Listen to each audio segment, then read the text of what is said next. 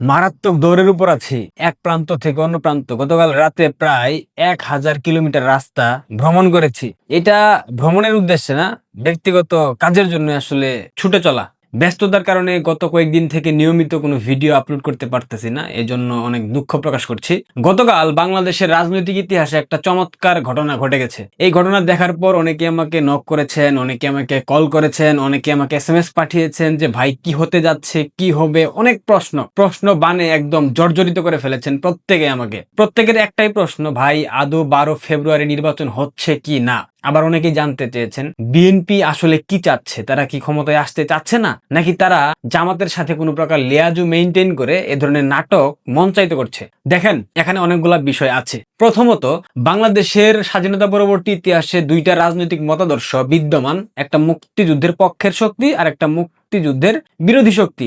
মুক্তিযুদ্ধের পক্ষের শক্তি এক বাক্যে বাংলাদেশ আওয়ামী লীগ, আর বাদ বাকি যতগুলা দল আছে ইনক্লুডেড বিএনপি, জামায়াত থেকে শুরু করে সব দল, এরা হচ্ছে মুক্তিযুদ্ধের বিরোধী শক্তি। যদি বিএনপি মুক্তিযুদ্ধের সপক্ষের শক্তি হবার চেষ্টা করত কিংবা মুক্তিযুদ্ধের সপক্ষের শক্তি তাদেরকে দাবি করত, সেক্ষেত্রে গতকাল যে ঘটনা ঘটেছে এই ঘটনা কোনোদিনও খাম্বা অর্থাৎ পিলার ঘটাতো না। গতকাল তারেক রহমান, বিএনপির প্রধান, তিনি একটা বক্তব্যে বলে দিয়েছেন সবাইকে হা ভোটে ভোট দিতে, অর্থাৎ 12 ফেব্রুয়ারি যে নির্বাচনের আয়োজন করা হচ্ছে সেখানে নির্বাচন হবে, পাশাপাশি হা এবং না ভোটের যে একটা ব্যাপার আছে সেই হা ভোটে ভোট দেওয়ার জন্য তিনি উৎসাহ প্রদান করেছেন, এক প্রকার আহ্বান জানিয়েছেন। হা ভোটে ভোট দিলে কি হতে পারে এটা নিয়ে আমি আপনাদেরকে বারবার বলেছি, আবারও আপনাদেরকে একটু মনে করিয়ে দিই।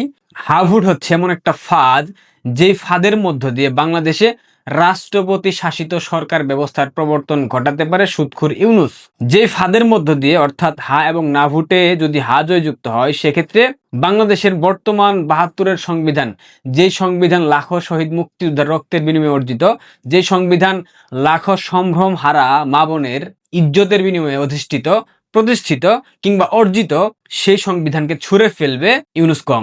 অর্থাৎ সামগ্রিকভাবে আমি যদি বলি, বাংলাদেশের মুক্তিযুদ্ধের মাধ্যমে অর্জিত যে 72-এর সংবিধান, সেই সংবিধানকে ছুঁড়ে ফেলবে এই হা এবং না ভোট।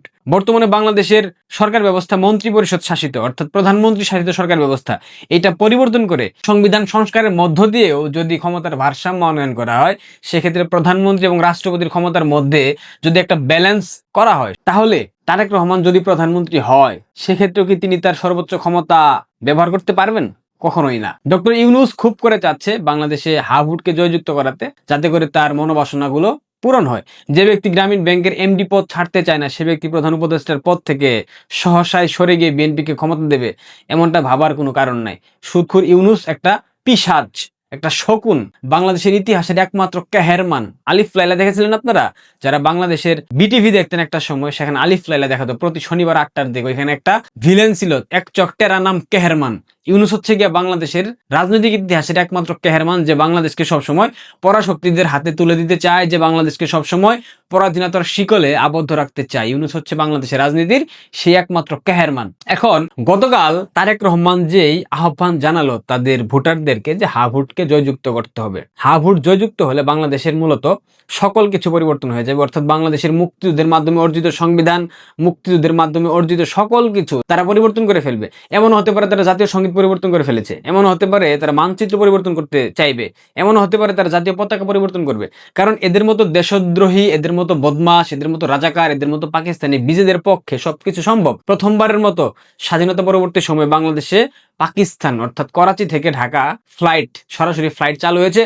প্রথম যে ফ্লাইট গিয়েছে পাকিস্তানে, সেখানে চুল পরিমাণ জায়গা ছিল না, কোনো সিট খালি ছিল না।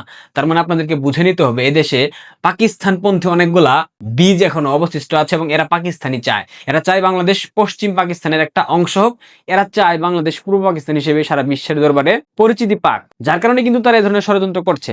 গতকাল তারেক রহমান যে বক্তব্য দিয়েছে একবার শুনে নেন।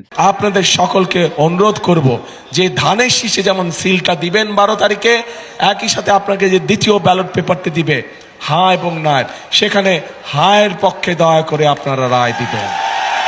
ফেসিস্ট, স্বৈরাচার, স্বৈরাচার, ফেসিস্ট, কত কথা শুনলাম। আপনারা কি ভাবতে পারেন এই তারেক রহমানের কাছে আমরা কি প্রত্যাশা করব? যে ব্যক্তি তাকে খাম্বা বলে আখ্যা দেওয়া টাইমস ম্যাগাজিনের যেই আর্টিকেল সেটা তার অফিসিয়াল ফেসবুক অ্যাকাউন্টে শেয়ার করে, তাকে খাম্বা লিখে যেটাতে, পডিগাল বয় লিখে যেটাতে, সেটা শেয়ার করে সে পৈশাচিক আনন্দ পায়। তার মতো খাম্বা হা এবং না ভোটের যে জালিয়াতি কিংবা চক্রান্ত, এটা বুঝবে না, খুব স্বাভাবিক। আর বুঝলেও কিছু করার নাই, কারণ ওই যে তারেক রহমান বাংলাদেশে আসার পূর্বে তো নিকাহ নামায় সই করে আসছে। সেটা হতে পারে ডিপ স্টেটের নিকাহ নামা, হতে পারে আইএসআই এর নিকাহ নামা, হতে পারে সিআই এর নিকাহ নামা, হতে পারে ইউনুস জামাতের নিকাহ নামা। এখন জামাত, ডিপ স্টেট, ইউনুস, আইএসআই যা বলবে তাই শুনতে হবে, না শুনলে তো খবর খারাপ, কারণ পুরান মামলা সব টান দিয়ে বের করে নিয়ে আসবে। সেজন্য হা ভোটে জয়যুক্ত করার জন্য আহ্বান জানিয়েছে। আর বাংলাদেশের ইতিহাসে কখনো হা ভোট হেরে যায় নাই। স্বাধীনতা পরবর্তী সময় যতবার হা ভোট হয়েছে, আপনারা দেখেন এরশাদ বলেন, জিয়া বলেন, প্রত্যেকটা হা ভোট জয়যুক্ত হয়েছে। অর্থাৎ হা ভোট না ভোট করাই হয় হাকে জয়যুক্ত করে তাদের যে বিভিন্ন ধরনের স্বৈরাচারী মনোবাসনা সেগুলো পূরণ করার জন্য। এবং বাংলাদেশে সেটাই হচ্ছে। সুদখুরি ইউনুস হানা ভোট দিয়ে বাংলাদেশের রাজনীতিকে, বাংলাদেশের সংবিধানকে ছুঁড়ে ফেলবে, বাংলাদেশের সকল প্রক্রিয়াকে বাধাগ্রস্ত করবে এবং তাদের যে বিদেশি প্রভু আছে তাদের কাছে সবকিছু বিলিয়ে দিয়ে, সঁপে দিয়ে সুদখুরি ইউনুস এরপর দেশ থেকে চলে যাবে। এইটাই সুদখুরি ইউনুসের একমাত্র মনোবাসনা।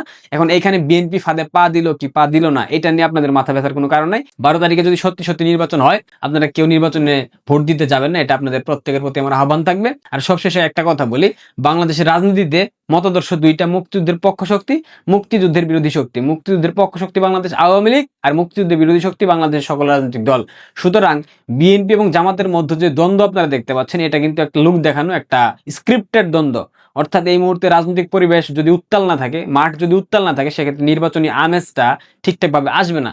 সুতরাং যেহেতু আওয়ামী লীগ নাই, সেই ক্ষেত্রে আওয়ামী লীগের অনুপস্থিতিতে বিএনপি এবং জামাত দুটা বৃহৎ শক্তি সেজে নির্বাচনকে স্বচ্ছ প্রতিদ্বন্দ্বিতামূলক হিসেবে বিশ্ব দরবারে তুলে ধরার জন্য একটা প্রক্রিয়ার অংশ হিসেবে, এবং মাঠ যাতে বোঝা যায় যে প্রতিপক্ষ আছে, অর্থাৎ বিএনপি জামাতের নেতারা প্রত্যেককেই বিতর্কিত করে বক্তব্য দিচ্ছে, প্রত্যেকে প্রতিহিংসামূলক বক্তব্য দিচ্ছে, প্রত্যেকে একজন আরেকজনের গোষ্ঠী উদ্ধার করতেছে, সবকিছু সাজানো স্ক্রিপ্টেড নাটক। 55 বছরের সংসার জীবনে তো সহজেই ছেড়ে চলে আসবে তারা, এমনটা ভাবার কোনো কারণ নাই। শুধুমাত্র আওয়ামী লীগের অনুপস্থিতি এবং আওয়ামী লীগ বিহীন নির্বাচনে যে প্রতিদ্বন্দ্বিতা হচ্ছে, প্রতিযোগিতা হচ্ছে, এটা বিশ্ব দরবারে ফুটিয়ে তোলার জন্য বিএনপি জামাতের এরকম একটা নাটক। তবে এখানে একটা বিষয় আছে, জামাত হচ্ছে ক্যান্সার, জামাতের কোনো বুক পিঠ নাই। জামাত স্বাধীনতা পরবর্তী সময় বাংলাদেশে কখনো ক্ষমতায় আসতে পারেনি, এবার একটা বিশাল সম্ভাবনা আছে। সুতরাং জামাত যদি বুঝা যায় কোনোভাবে যে কোনোভাবে কারচুপি করে নির্বাচনে জয়ী হওয়া সম্ভব, সেক্ষেত্রে বিএনপির পাছা বরাবর বা মাজা বরাবর একটা লাথ মারবে, এটা নিশ্চিত। আপনারা থাকতে পারেন, ভালো থাকবেন। আর তারেক টিয়া কি করেছে না করেছে, হা ভোট না ভোট, এগুলো মাথায় নেওয়ার কোনো কারণ নেই। ভোট দিতে যাবেন না, নো ভোট নো ভোট। কিসের ভোট, কিসের ইলেকশন? জয় বাংলা, জয় বঙ্গবন্ধু। ধন্যবাদ।